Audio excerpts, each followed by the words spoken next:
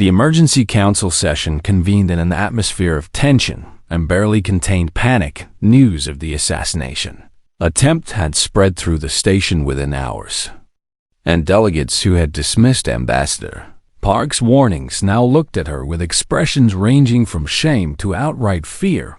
Park stood before the assembly once more. But this time, she was not alone. Behind her stood Lieutenant Cho Mira and the human security team who had captured the HFY assassins. Beside her stood Councillor Varath, whose near-death experience had transformed him from skeptic to believer. And in the observer section sat Quilara the Deshan, flanked by representatives from a dozen species who had quietly supported humanity's investigation. Honored delegates. Park began. 2 days ago, I stood in this chamber and warned you of a hidden threat, and you dismissed my concerns as the paranoia of a newcomer species. She let the silence hang for a moment.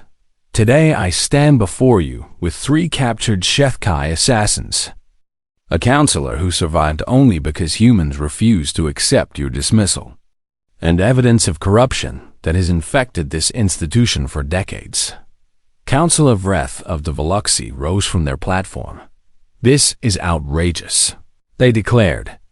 The humans have manufactured this entire situation to elevate their status. And everyone knows the HFY are extinct. The HFY are in your detention cells right now. Vorath replied coldly. I watched one of them try to kill me with my own eyes. And perhaps you would like to explain why you are so eager to deny their existence, Counselor. Vreth's scales shifted to a pale shade that indicated distress. I merely suggest that we examine the evidence carefully before accepting human claims. Then let us examine it, Park said. She activated the holographic display and began presenting the evidence. Her team had gathered financial records showing decades of resource theft from the Threshold Nebula communication logs between corrupt officials across 7 species. Testimony from the captured HFY, who had been persuaded to cooperate in exchange for humane treatment, and finally, a list of victims, not just the 3 human diplomats, but investigators from 12 different species who had been killed for asking the wrong questions. 47 beings have died to protect this conspiracy, Park said. 47 people who believed in the ideals this council claims to represent, and who were murdered for their dedication. The chamber fell silent. Councillor Methray, the ancient being who had dismissed Park's initial warning, spoke with a voice heavy with weariness. What do you want? Ambassador Park, I want justice for the dead. I want the corrupt officials removed from power and held accountable. And I want this council to acknowledge that humanity's warning saved lives. And what do you want for humanity in return? Park paused, considering the question carefully. Nothing. Murmurs of surprise rippled through the assembly. We do not ask for elevated status or special privileges or gratitude, Park continued.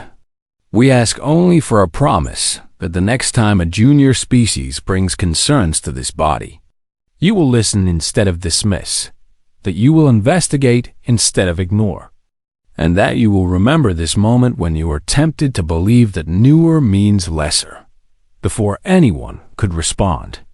Alarms began blaring throughout the station's security breach, announced the automated system. Multiple vessels departing without authorization. Park smiled grimly. That would be the corrupt officials attempting to flee, and I suggest someone stop them.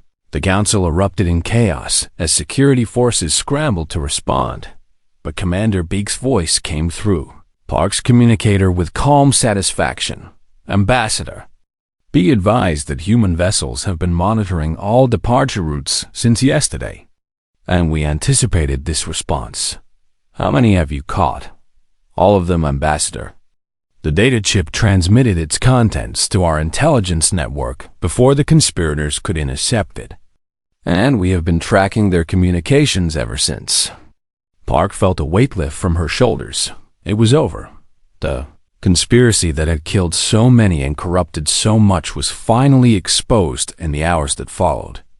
The council moved with uncharacteristic speed. Corrupt Officials were arrested and their assets seized, the HFY. Assassins were transferred to a secure facility. For trial and investigations were launched into every aspect of the resource theft network. Councillor Vorath personally proposed a resolution acknowledging humanity's role in exposing the threat, and it passed with overwhelming support. Even Councillor Vreth voted in favor. Though their scales remained pale throughout the proceedings, that evening, Park found herself standing at the observation window where she had stood after her first failed warning. The station bustled with activity as ships arrived carrying investigators, journalists, and officials eager to participate in the reconstruction. Yoon joined her, carrying 2 cups of tea. The Veshan delegation has formally requested closer ties with humanity, he reported. Quilara has been promoted to lead the initiative. Park accepted the tea with a grateful nod. She believed us when no one else would. Many species are suddenly eager to believe us now. Better late than never, I suppose. They stood in comfortable silence for a moment, watching the ships come and go. Ambassador, Yoon said finally, do you think the council has truly changed? And will they listen next time? Park considered the question as she watched a human transport glide past the window. I think they will try, she said. Whether they succeed depends on whether anyone is willing to keep asking uncomfortable questions. And if they are not, Park smiled, the expression tired but genuine, then we will ask for them. And it is what humans do. We survive, we adapt, and we never stop questioning. And apparently, that makes us unusual among the stars. Some might call it stubbornness. Some might. But today, our stubbornness saved lives and exposed corruption that had festered for decades. So I think I will wear that label with pride.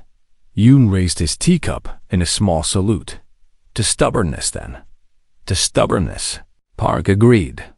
And to never accepting easy answers when the truth matters. Somewhere in the station, the captured HFY awaited trial somewhere in council space. Human vessels continued their patrols, and somewhere in the vast darkness between the stars, the message was spreading. Humanity had arrived among the galactic community, and they would not be silenced, they would not be dismissed, and they would never stop asking questions, because in the end, that simple refusal to accept comfortable lies might be humanity's greatest gift to the galaxy. Not their strength, or their technology, or their death world resilience, but their stubborn, relentless, utterly human determination to find the truth, no matter what stood in their way. The council station hummed with activity as delegates from across the galaxy gathered for the annual Harmony celebration, a diplomatic event meant to showcase the unity and cooperation of the Great Alliance. Ambassador Park Jishu watched the crowds from a small observation room, her body still weak from her ordeal, but her mind sharp and focused. We cannot warn Vorath publicly, she said to the assembled team. The moment we do, the conspirators will know we captured their assassin, and they will accelerate whatever backup plans they have. Commander Beak nodded from the communications screen, agreed. And they may even eliminate Vorath themselves rather than let him be protected. But if we stay silent and do nothing, he dies anyway. Lieutenant Cho Myra pointed out. Ambassador Yoon Taiwan leaned forward in his chair. There may be a middle path. And what if we protect Vorath without his knowledge while setting a trap for the assassin? How would that work? Park asked. Our security teams are already present as your protective detail, Ambassador. And after the attack on your transport, no one will question additional human guards. But we position them throughout the celebration hall, watching for HFY activity. Mira shook her head. The problem is identification. And the HFY can become anyone, any species, any individual. So how do we find them among hundreds of delegates and thousands of staff? We have something the council does not, Beak said. We have been studying the dead assassin's biology for hours, and my science team has identified the cellular fluctuation pattern that occurs during HFY transformation. Can you build a detector? We already have. And it is crude but functional, able to identify transformation activity within a range of about 10 meters. Park felt hope stir in her chest for the first time since this nightmare began. How many units? 12. Enough for your entire security detail. Then we proceed with Ambassador Yoon's plan, Park decided. Our people spread throughout the celebration, carrying the detectors. And when we identify the assassin, we move. There is significant risk, Ambassador, Beak warned. If we are wrong, if we accuse the wrong person, humanity's credibility will be destroyed forever. And the Council already views us as paranoid newcomers. Then, we must be certain before we act. The celebration hall was magnificent. A vast chamber decorated with artwork and cultural displays from 100 worlds. Music played softly. A carefully composed blend of sounds pleasing to multiple species' hearing ranges. And the air carried subtle scents designed to put delegates at ease.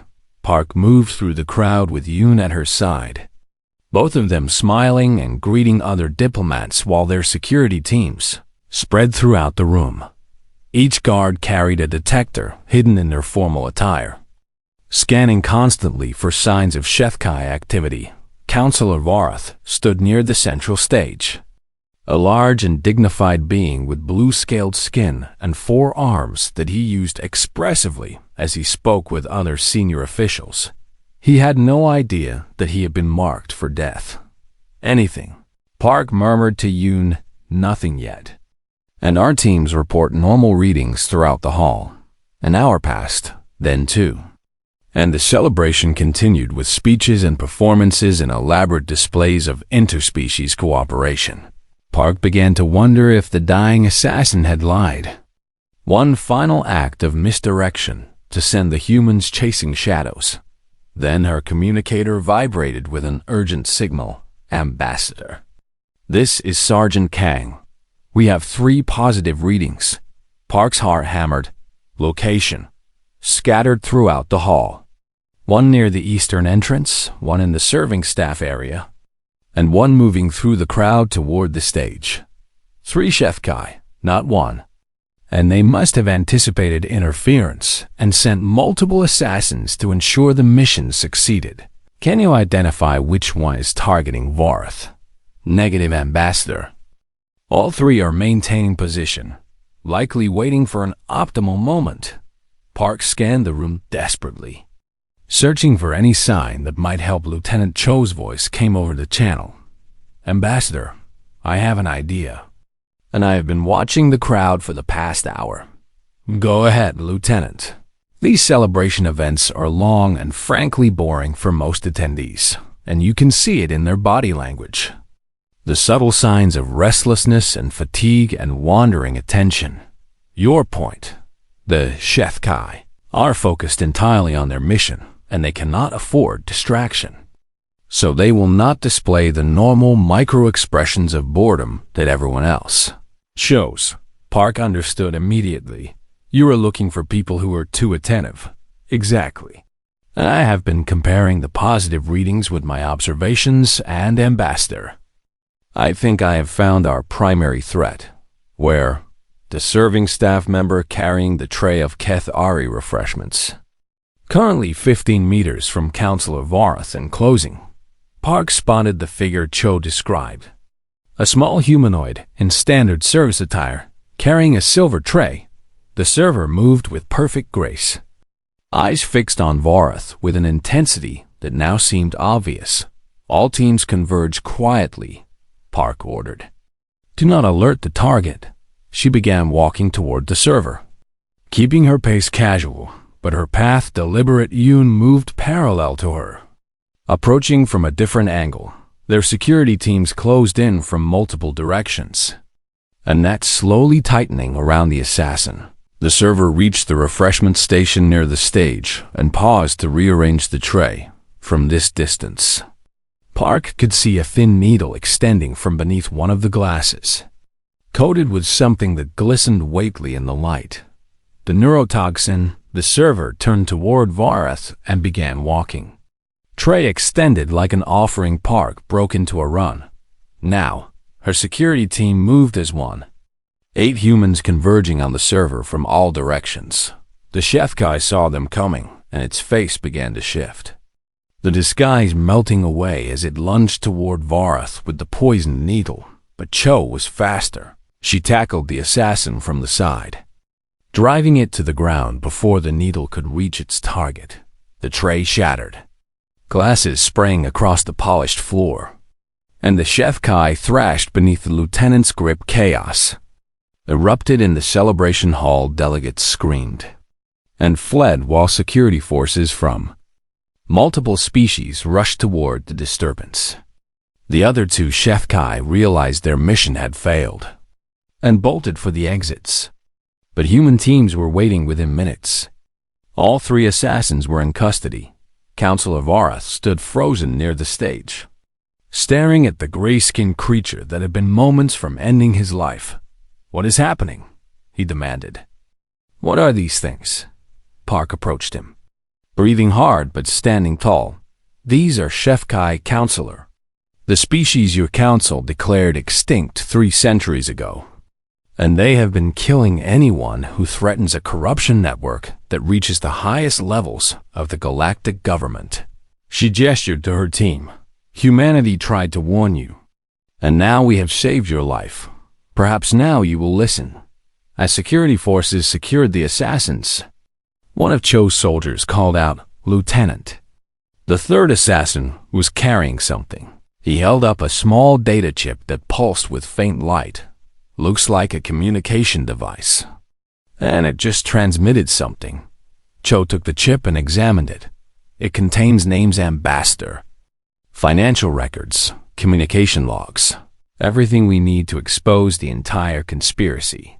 Transmitted to where? Unknown recipient. And the signal went out before we could stop it.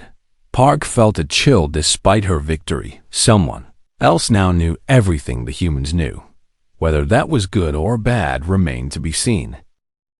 The transport vessel Dawn's Promise drifted without power near the swirling clouds of the Varath gas giant.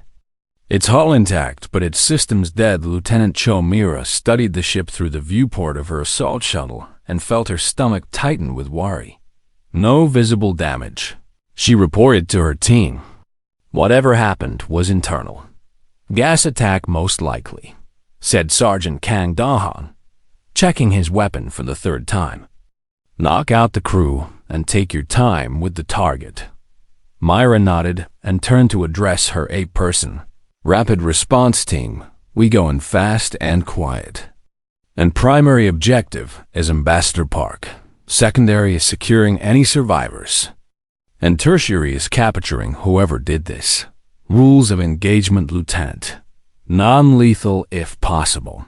But if the assassin resists, you are authorized to use whatever force necessary." The shuttle maneuvered toward the transport's emergency airlock, and Mira felt the gentle bump of contact. "Seal confirmed. And we are ready to breach. Go." The airlock cycled, and her team poured into the darkened corridor beyond. Emergency lighting cast everything in dim red, and the air carried a sweet chemical smell that Myra's suit sensors quickly identified as a knockout compound. "Gas is still present at low concentrations," she warned. "Keep your helmet sealed." They moved through the transport in a standard search pattern, checking each compartment as they went. The first crew member they found was slumped over a navigation console, breathing slowly but completely unconscious. "She will live," Kang reported after a quick scan.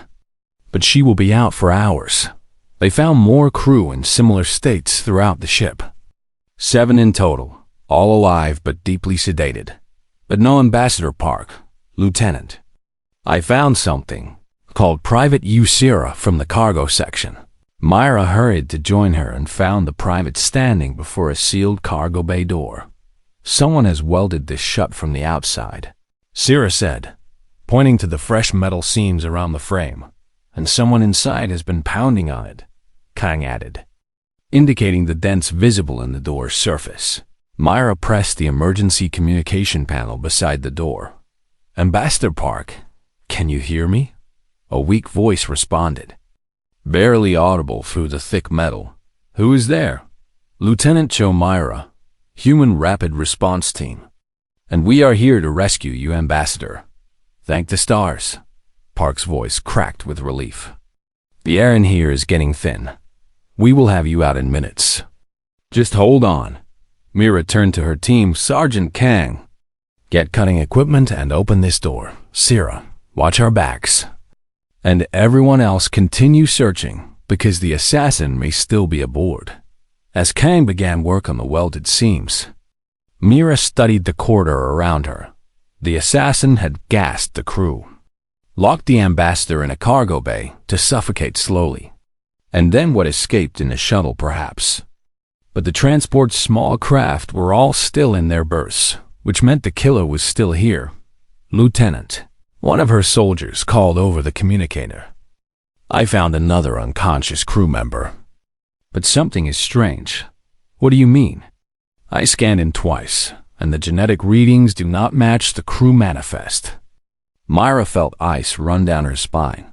"Everyone stop what you are doing and listen carefully," she said.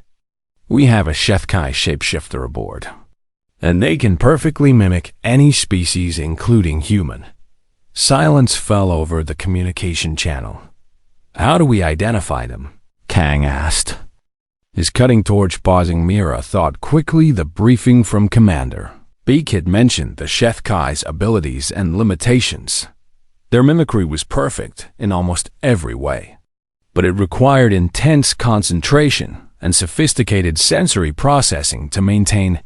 "Everyone fall back to the cargo bay corridor," she ordered, "and bring any chemicals you can find from the medical bay." Her team regrouped around her, carrying containers of antiseptic stimulant compounds and other strong-smelling substances. The HFY cellular mimicry requires them to process enormous amounts of sensory data to maintain their disguise. Myra explained, "Their systems are far more sensitive than ours." "You want to overwhelm them," Kang said, understanding. "Exactly. And human noses are considered crude by galactic standards, because we can filter out background smells and focus on what matters. But a HFY cannot do that while maintaining a disguise." They opened every container and spread the pungent chemicals throughout the corridor. The smell was overwhelming, even to Myra's merely human senses. "Now we search again, and watch for anyone who seems distressed by the smell." They spread out once more, moving through the transport with new purpose. Myra found herself in the crew quarters section, checking each small cabin methodically. In the third cabin, she found an unconscious woman in a crew uniform. Face down on the floor, Myra approached carefully and noticed something that made her freeze. The woman was not breathing hard, despite the chemical fog that filled the ship. In fact, her breathing was perfectly measured and controlled in a way that suggested conscious effort rather than unconsciousness. Myra raised her weapon. "I know you are awake." The woman's eyes snapped open and her face began to shift, features flowing like water as the HFY abandoned its disguise. The creature that rose from the floor was tall and gray-skinned, with large dark eyes that held ancient intelligence and cold calculation. "Impressive. Little human," it said, its voice strange and echoing. "Your species continues to surprise. You are under arrest for the murder of 3 human diplomats and the attempted murder of Ambassador Park." The HFY smiled, an expression that looked wrong on its inhuman face. "I have killed far more than 3, and your ambassador was merely my latest assignment." It moved faster than Myra expected, a blur of gray that knocked her weapon aside and closed the distance between them. But Myra had trained for close combat her entire military career. She caught the assassin's wrist, pivoted, and threw the creature against the wall with a move that used its own momentum against it. The HFY staggered, clearly surprised by the human strength and speed. Deathworld reflexes. Myra said. Gravity 40% higher than galactic standard, predators in every ecosystem, and constant evolutionary pressure for 1,000,000 years. She hit the creature again before it could recover. A precise strike to the nerve cluster that Commander Beak's briefing had identified as his HFY weakness. The assassin collapsed. Twitching Myra's team arrived moments later and secured the prisoner. The ambassador, Myra ordered. Get that door open now. Kang finished cutting through the welds and the cargo bay door swung open. Park stumbled out. Gasping for breath but alive. Lieutenant Cho, she said when she could speak again. I take it, you found our assassin. We did, Ambassador. And we need to get you to safety because there is much you need to know. As they carried the unconscious HFY back to the shuttle, Mira noticed the creature's hand twitch. It was reaching for something at its belt. A small device that pulsed with faint light before anyone could stop it. The HFY pressed the device against its own neck. No, Myra shouted. But it was too late. Poison flooded the assassin system and it convulsed violently before going still. But in its final moments, the creature spoke. The park human was never the primary target, it whispered. Tomorrow they kill Counselor Vorath, the only one who was beginning to believe. Then it died, leaving Myra with a warning and a race against time. The intelligence vessel Quiet Shadow drifted in the darkness between asteroids, its hull painted in light-absorbing materials. That made it nearly invisible against the endless black of space. Commander Beak Sunho stood in the analysis room and studied the holographic web of connections that floated before him. Red dots marked the locations of deaths. Blue lines showed the movements of suspected agents. And yellow highlights indicated financial irregularities that his team had been tracking for months. We have confirmation from Ambassador Park, his communications officer reported. Someone tried to kill her last night with a micro-drone delivery system. Beak nodded slowly, his weathered face showing no surprise. The same method as the others. Identical. And she has requested our full briefing. Then prepare a secure channel. He turned back to the holographic display and traced one of the blue lines with his finger. For 6 months, his team had been investigating the deaths that the Galactic Council refused to acknowledge. What they had found was far worse than simple. Assassination. Lieutenant No Yena approached with the data tablet in her hands. Commander, the financial analysis is complete. Show me. She uploaded the data and new patterns emerged in the display. Every victim, all 3 human diplomats, had recently accessed records relating to Quadrant 7 resource distribution, Yena explained. Specifically, they had noticed discrepancies in the mining output reports from the Threshold Nebula operations. What kind of discrepancies? Significant ones. And someone has been skimming approximately 15% of all rare mineral extraction from that sector for at least 2 decades. Beak felt his eyebrows rise. The Threshold Nebula was one of the richest mining regions in Council space, producing materials essential for jump drive, construction, and advanced medical technology. 15% of that output over 20 years represented wealth beyond imagination. Who benefits? He asked. That is where it gets complicated. Yena manipulated the display, and a new web of connections appeared. The stolen resources flow through a network of shell companies and false accounts. But we have traced portions of the profit to officials in at least 7 council species, including 2 sitting councilors. Corruption at the highest levels. Yes, Commander.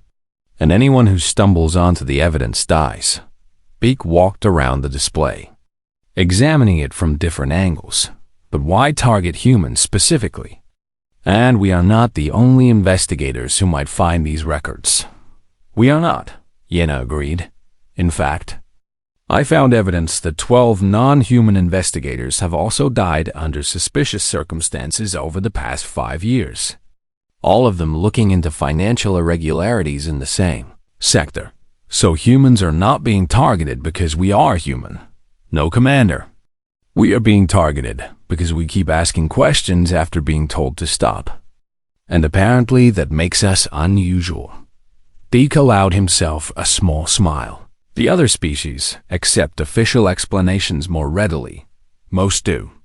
And humans have a reputation for stubbornness that seems to be well earned. The commander returned his attention to the display and focused on the blue lines, representing the suspected assassins. Tell me about the killers. Yenna pulled up a new file. This is where it gets truly disturbing. And I need to show you something that contradicts everything we thought we knew. She displayed an image that made Beak's blood run cold.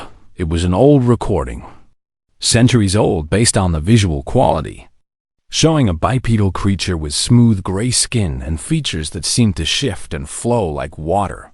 The HFY, Yenna said, officially extinct for 300 years. I remember the stories, Beak said quietly. My grandmother used to frighten us with tales of the shapeshifters who could become anyone. Those stories were based on truth. And the HFY were legendary assassins capable of altering their cellular structure to perfectly mimic other species.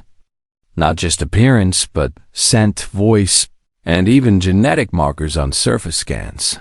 The Council claimed they destroyed them. The Council lied. Or perhaps simply believed what they wanted to believe. But our analysis of the micro-drone components shows manufacturing techniques that match HFY technology precisely. And the neurotoxin is a compound that only HFY biology can produce naturally. Beak stared at the shifting figure in the old recording. So an extinct species of perfect assassins is working for a consortium of corrupt council officials, killing anyone who threatens their operation. That appears to be the situation. Commander, how many HFY are we dealing with? Unknown. But based on the geographic spread of the killings, we estimate at least 6 operating across council space. Possibly more. Beak absorbed this information in silence. His team had uncovered a conspiracy that reached the highest levels of galactic government, protected by assassins that most species believed to be myths, and humanity had been a member of the Council for barely more than a decade. We need to share this with Ambassador Park. He said finally agreed. But Commander, there is one more thing. Yenna's expression had grown even more serious. We intercepted a communication fragment 2 hours ago. Heavily encrypted, but we managed to decode part of it. What did it say? It referenced a high-value target in transit. And the timestamp corresponds to Ambassador Park's scheduled departure for Earth. Beak felt ice form in his chest. When does her transport leave? It left 4 hours ago, Commander.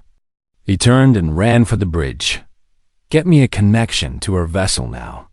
The communications officer worked frantically at her station while Beak paced the small bridge. Minutes passed like hours.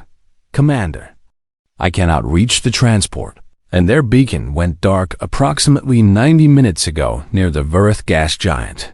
Navigation. Plot a course at maximum speed. Commander, that system is 3 hours away, even at full burn.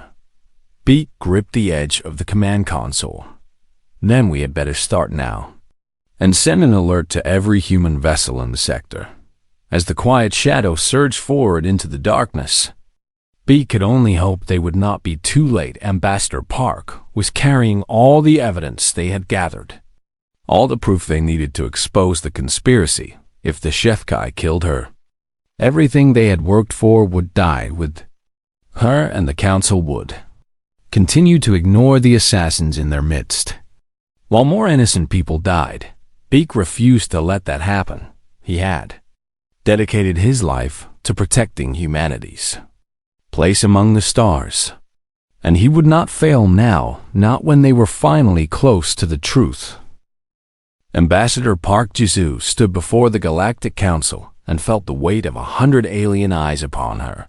The great chamber stretched upward like a hollow mountain, its walls lined with floating platforms where representatives from dozens of species watched her with expressions ranging from curiosity to open contempt. Humanity had joined this assembly only 12 years ago, and many of the elder species still viewed them as children playing at galactic politics. Park took a steady breath and activated the holographic display behind her. 3 faces appeared in the air, all human, all smiling in photographs taken before their deaths. Diplomat Han Mai died on Nesha Prime 6 weeks ago, Park said, her voice carrying through the translation field that surrounded her. The official report stated heart failure, but our medical examiners found a microscopic puncture wound behind her left ear and traces of an unregistered neurotoxin in her blood. She gestured, and the display shifted to show the second face. Trade negotiator Quan Sejun died on the Cathari homeworld 4 weeks ago. And again, the cause was listed as natural. But we found the same puncture wound and the same toxin.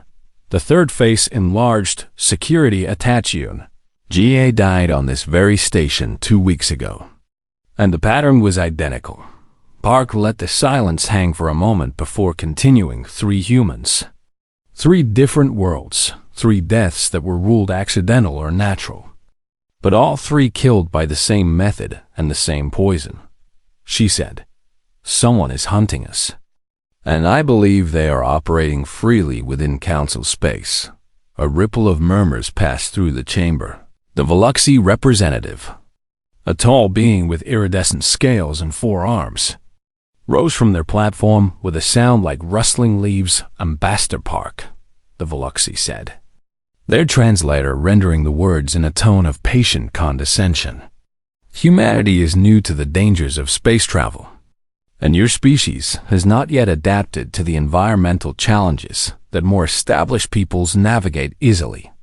Park felt her jaw tighten but kept her expression neutral, with respect.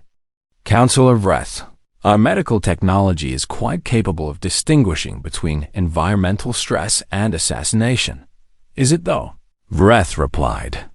And several delegates from allied species made sounds of agreement. The Cathari representative spoke next. A hunched figure wrapped in thermal garments. "Despite the carefully controlled temperature of the chamber, perhaps humans are simply more fragile than they wish to admit," the Cathari said. "Your species evolved on a single world with narrow parameters for survival. And the galaxy is vast and varied, and often hostile to such limited biology." Park wanted to point out that Earth was actually classified as a high-gravity death world by most galactic standards. That humans could survive temperature ranges and atmospheric conditions that would kill half the species in this room. But she knew such arguments would only make her seem defensive. "I am not asking you to believe that humans are being targeted specifically," she said instead. "I am asking you to investigate, to examine the evidence, to consider the possibility that a threat exists within our community." "And what threat would that be?" asked Counselor Methrai, an ancient being whose species had been part of the council for over 10,000 years.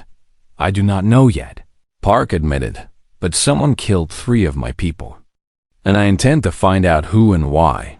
The chamber erupted in dismissive chatter. Park caught fragments of conversation through the translation field. Phrases like human paranoia and newcomer hysteria, and attention-seeking behavior. She looked across the room and found Ambassador Yoon Taiwan, her junior colleague, watching from the human delegation platform with barely concealed frustration on his face. Near him sat their small staff, all wearing the same expression of helpless anger. But Park noticed something else as well. A young Dacian observer on a lower platform was studying the holographic display with genuine interest, her large dark eyes moving between the 3 faces and the data readouts with obvious concern. The Dacians were a thoughtful species, one of the few who had welcomed humanity's admission to the council with something approaching warmth. Park made a mental note to speak with this observer later. "The council acknowledges your concerns, Ambassador Park," Counselor Methra said finally, using the formal phrase that meant the matter was being dismissed. We will review your evidence and respond in due course. It was a polite way of saying that her report would be filed and forgotten. Park gathered her composure and bowed slightly to the assembly. I thank the council for their time and attention. She stepped down from the speaker's platform and walked toward the exit. Feeling the stares follow her every step, Yoon fell into step beside her as she passed the human section. That went about as well as expected, he murmured. Better, actually, Park replied. At least they let me finish speaking. They passed through the great doors and into the corridor beyond, where the air was cooler and the crowds thinner. Park paused near a viewing window that looked out on the station's external docking ring. Ships of every size and design coming and going in an endless dance of commerce and diplomacy. The Veshan observer, she said. Do you know her name? You nodded. Quilara. She is a junior analyst in their diplomatic course. Very young, but supposedly quite brilliant. Arrange a meeting. Quietly. You think she might help us? Park watched a human transport glide past the window. Its familiar lines, a small comfort in this alien place. I think she might be the only one in that room who actually looked at the evidence instead of the species presenting it. Yoon departed to make the arrangements, and Park continued toward her quarters, with her security detail flanking her at a respectful distance as she walked. She noticed a council attendant standing near a junction in the corridor. A Vethkai, with the typical gray skin and large eyes of their species. The attendant was not doing anything unusual, just standing there, as attendants often did, waiting for a task or a summons, but something about the way they watched Park as she passed made her skin prickle. She had learned to trust that instinct over her years in diplomatic service. Park said nothing and kept walking, but she noted the attendant's position and appearance for later that night. Her security chief woke her with urgent news. Ambassador, we found something outside your quarters. Park followed him to the corridor, where two guards stood over a small object on the floor. It was a drone, barely larger than her thumbnail, designed to be nearly invisible against the station's walls. What kind of drone? She asked. Delivery system, the chief said grimly. The payload chamber is empty, but residue analysis shows it recently contained a liquid compound. Park felt ice form in her stomach. The neurotoxin. We are still testing, but the preliminary results suggest a match. She stared at the tiny machine that had been meant to kill her. Someone had tried to murder her tonight, in the heart of the Galactic Council, just hours after she had warned them about exactly this threat. And tomorrow, when she reported this to the assembly, they would probably find some way to dismiss it as well. Park picked up the drone carefully and held it up to the light. Wake Ambassador Yoon, she said, and get me everything we have on species capable of manufacturing technology this small. She was done waiting for the council to take her seriously. If they would not hunt the hunters, humanity would do it themselves.